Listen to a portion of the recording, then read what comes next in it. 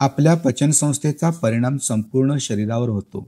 जर पचनसंस्था बिघडली तर पोटदुखी, अपचन, गॅस, उलटी, पोट फुगणे, जुलाब किंवा बद्धकोष्ठतेसारख्या समस्या निर्माण होतात.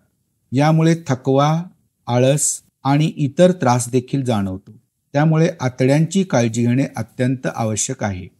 काही भाज्या या बाबतीत खूपच उपयुक्त ठरू शकतात, कारण त्या पोटात गेल्यानंतर लगेच कार्य करू लागतात. यासाठी आज आपण आतडे स्वच्छ करणाऱ्या भाज्यांची माहिती घेणार आहोत. हिरव्या पालेभाज्या.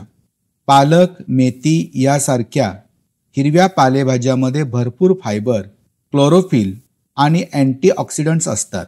या घटकामुळे पचन सुधारते, बद्धकोष्ठतेपासून आराम मिळतो, आतड्यात साचलेली जुनी घाण आणि टॉक्सिन्स दूर होतात.